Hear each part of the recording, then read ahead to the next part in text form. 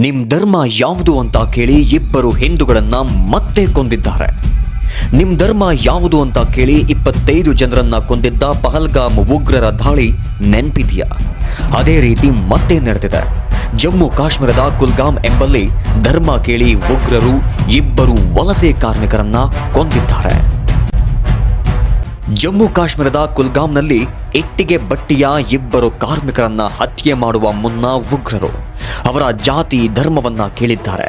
ಹಿಂದೂ ಧರ್ಮ ಎನ್ನುತ್ತಿದ್ದಂತೆ ಛತ್ತೀಸ್ಗಢದ ದೀಪಕ್ ರಾತ್ರೆ ಮತ್ತು ಭೂಪೇಂದ್ರ ಭೈನಾ ಎಂಬ ಇಬ್ಬರು ವಲಸೆ ಕಾರ್ಮಿಕರ ಮೇಲೆ ಗುಂಡಿನ ದಾಳಿ ನಡೆಸಿದ್ದಾರೆ. ನಿಮ್ ಧರ್ಮ ಯಾವುದು ಅಂತ ಕೇಳಿ ಗುಂಡಿನ ದಾಳಿ ನಡೆಸಿರುವ ಕ್ರಿಮಿಗಳು ಬಳಿಕ ಎಸ್ಕೇಪ್ ಆಗಿದ್ದಾರೆ. ಸದ್ಯ ಜಮ್ಮು ಕಾಶ್ಮೀರದ ಕುಲ್ಗಾಮ್ನಲ್ಲಿ ಹೆಚ್ಚಿನ ಮಿಲಿಟರಿ ಭದ್ರತೆ ಒದಗಿಸಲಾಗಿದೆ. ನಮ್ಮ ಸೈನ್ಯ ಹದ್ದಿನ ಕಣ್ಣಿಟ್ಟಿದೆ. ಉಗ್ರರ ಭೇಟಿಗೆ ಸಕಲ ಸಿದ್ಧವಾಗ್ತಿದೆ. ಪಹಲ್ಗಾಮ್ ಘಟನೆ ಮಾಸೋ ಮುನ್ನವೇ ಅದೇ ರೀತಿ ಮತ್ತೊಂದು ಘಟನೆ ನಡೆದಿದ್ದು ದೇಶವ್ಯಾಪಿ ಆಕ್ರೋಶಕ್ಕೆ ಕಾರಣವಾಗಿದೆ.